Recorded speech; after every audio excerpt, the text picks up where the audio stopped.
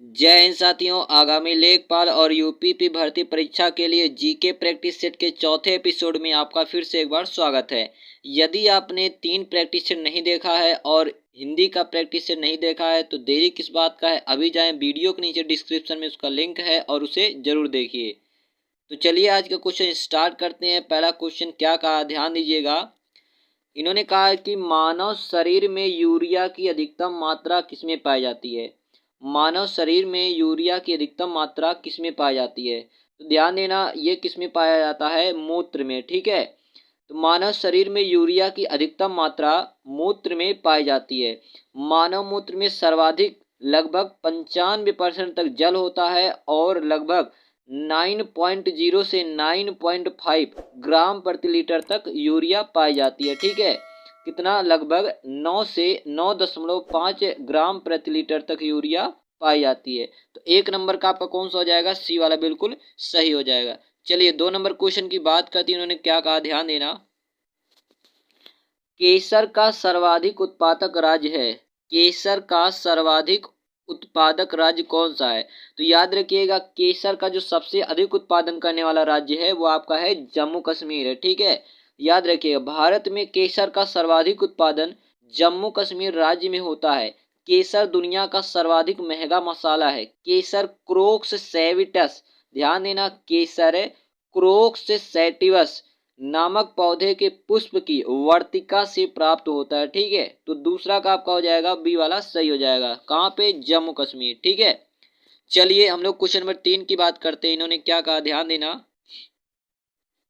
हमारे राष्ट्रगान में निम्न में से किसका उल्लेख किया गया है। हमारे राष्ट्रगान में निम्न में से किसका उल्लेख किया गया है। तो ध्यान देना, किसका उल्लेख किया गया है, बंगाल की खाड़ी। ठीक है, बी वाला आपका सही है, बंगाल की खाड़ी का उल्लेख किया गया है। इसके अतिरिक्त ध्यान देना, हमारे राष्ट्रगान में पंजाब, सिंध, गुजरात, मराठा, द्रविड़, उत्कल, बंग, विंध्य, हिमाचल, यमुना, गंगा का उल्लेख है। ध्यान देना, यहाँ बंग से आशय है बंगाल और बंगाल की खाड़ी से है। हिंद महासागर के पूर्वोत्तर भाग को बंगाल की खाड़ी कहते हैं। तो याद रखिएगा 3 नंबर का आपका कौन सा हो जाएगा, बी वाला बिल्कुल सही हो जाएगा। चलिए 4 नंबर क्वेश्चन की बात करते हैं। इन्होंने क्या कहा है, विश्व के सर्वोच्च पर्वत शिखर माउंट एवरेस्ट पर चढ़ने वाला प्रथम व्यक्ति था। माउंट एवरेस्ट पर चढ़ने वाला प्रथम व्यक्ति था, तो याद रखिएगा कौन था। तो इनका नाम है एडमंड हिलेरी। ठीक है, एडमंड हिलेरी, ए वाला आपका सही है। ध्यान देना, 29 मई 1953 को 29 मई 1953 को एडमंड हिलेरी न्यूजीलैंड के रहने वाले और शेरपा तेनजिंग नोर्गे नेपाल के रहने वाले एवरेस्ट पर चढ़ने वाले पहले व्यक्ति बने। एवरेस्ट को नेपाल में सागरमाथा, ध्यान देना, एवरेस्ट को नेपाल में सागरमाथा, भारत में देवगिरी एवं तिब्बत में चोमोलंगमा भी कहते हैं। ठीक है, तो 4 का आपका ए वाला बिल्कुल सही हो जाएगा। चलिए 5 नंबर क्वेश्चन की बात करती है। इन्होंने क्या कहा है, भारत में प्रथम खुला विश्वविद्यालय कहाँ खोला गया। भारत में प्रथम खुला विश्वविद्यालय कहाँ खोला गया। तो याद रखिएगा हैदराबाद में खोला गया था। 5 का आपका ए वाला सही है, डॉक्टर BR अम्बेडकर मुक्त विश्वविद्यालय हैदराबाद भारत का पहला मुक्त विश्वविद्यालय। ठीक है, कौन सा विश्वविद्यालय था, तो डॉक्टर BR अम्बेडकर मुक्त विश्वविद्यालय हैदराबाद, ये भारत का पहला मुक्त विश्वविद्यालय था। अंबेडकर विश्वविद्यालय की जो स्थापना होती है ये 26 अगस्त 1982 में की गई थी। ठीक है, तो याद रखिएगा 5 नंबर का कौन सा हो जाएगा, ए वाला आपका सही हो जाएगा। चलिए क्वेश्चन नंबर 6 की बात करते हैं। इन्होंने क्या कहा, केंद्रीय चावल अनुसंधान संस्थान कहाँ स्थित है। केंद्रीय चावल, ध्यान देना, केंद्रीय चावल अनुसंधान संस्थान कहाँ स्थित है। तो ये आपका स्थित है कटक में। ठीक है, कहाँ पे है, कटक में। ध्यान देना, केंद्रीय चावल अनुसंधान संस्थान कटक में स्थित है। यानी कि ध्यान देना CRRI। ठीक है, क्या, CRRI यानी कि central rice research institute. Central rice research institute, इसकी स्थापना होती है 23 अप्रैल 1946 को। ठीक है, और इसका मुख्यालय कहाँ है, तो कटक में। 6 नंबर का आपका बी वाला सही हो जाएगा। ठीक है, चलिए क्वेश्चन नंबर 7 की बात करती, उन्होंने क्या कहा कि संविधान सभा की प्रथम बैठक कब हुई थी?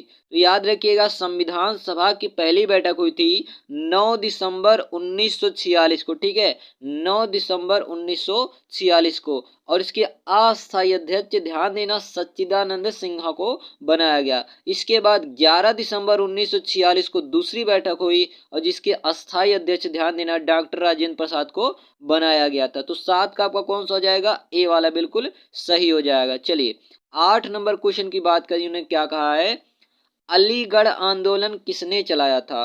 अलीगढ़ आंदोलन किसने चलाया था? तो याद रखिएगा, सैयद अहमद खान ने। ठीक है, सैयद अहमद खान ने।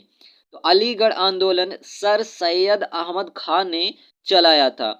सर सैयद अहमद खान ने, ध्यान देना, 1875 में मोहम्मडन एंग्लो ओरिएंटल कॉलेज की स्थापना की। 1920 में यही स्कूल अलीगढ़ मुस्लिम विश्वविद्यालय बन गया था। ठीक है, तो 8 का कौन सा हो जाएगा? डी वाला आपका बिल्कुल सही जवाब है। चलिए 9 नंबर क्वेश्चन की बात करती, उन्होंने क्या कहा कि विश्व का सबसे बड़ा मरुस्थल है।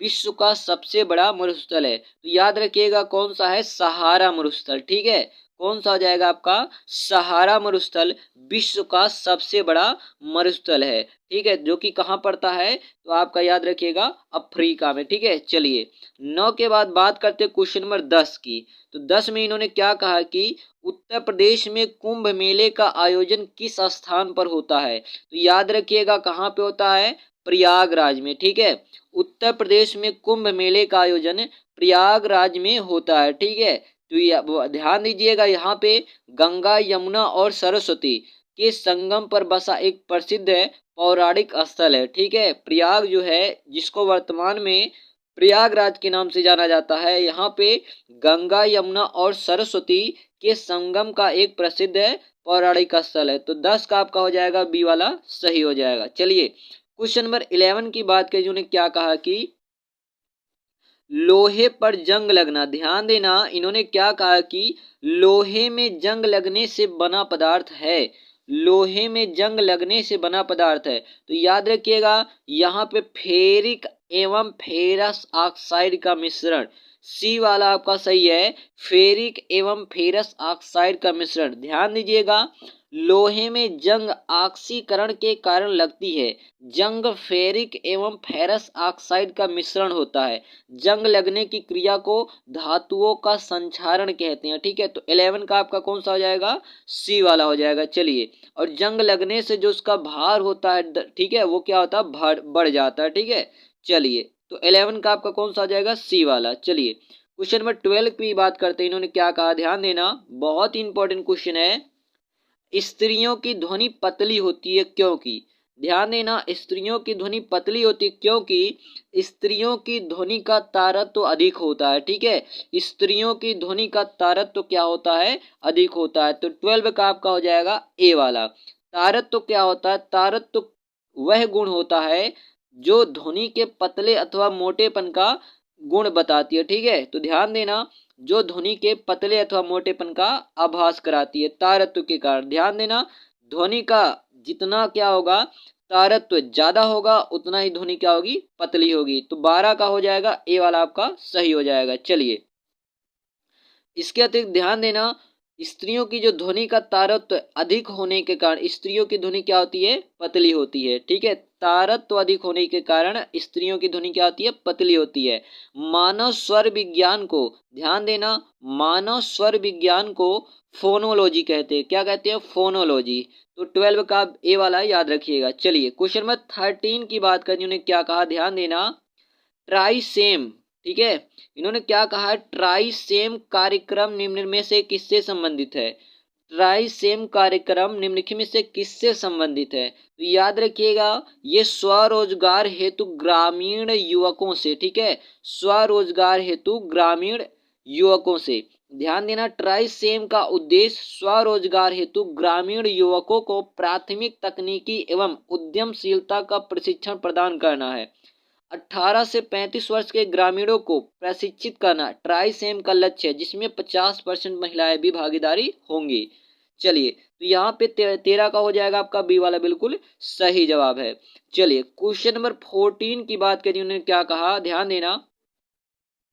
इन्होंने कहा कि सूर्य और पृथ्वी के बीच चंद्रमा कब आता है। सूर्य और पृथ्वी के बीच चंद्रमा कब आता है, तो याद रखिएगा जब सूर्य ग्रहण होता है, ठीक है, सूर्य ग्रहण, याद रखिए सूर्य ग्रहण में समा जलता है, ठीक है, यस एम ए, ठीक है, यानी कि ये हो गया सन और ये हो गया मून, ये हो गया अर्थ, यानी कि सन और अर्थ के बीच में जब मून आता है तो आपका क्या होता है, सूर्य ग्रहण होता है, ठीक है। और चंद्र ग्रहण क्या होता है, तो आप लोग याद रखिएगा एस ए एम, ठीक है, शाम, ठीक है, एस ए एम याद रखिए, यानी कि सन और मून के बीच जब अर्थ आ जाएगा तो आपका क्या होगा, चंद्र ग्रहण। और नीचे देखिएगा सन और अर्थ के बीच जब मून आ जाएगा तो आपका क्या हो जाएगा, तो आपका सूर्य ग्रहण। तो याद रखिएगा यहाँ पे कौन सा आ जाएगा, बी वाला सही हो जाएगा। सूर्य और पृथ्वी के बीच चंद्रमा कब आता है, तो सूर्य ग्रहण, और सूर्य ग्रहण कब होता है, तो अमावस्या को होता है। तो 14 का कौन सा हो जाएगा, बी वाला बिल्कुल सही जवाब है। चलिए 15 नंबर क्वेश्चन की बात करती है, इन्होंने क्या कहा, ध्यान देना।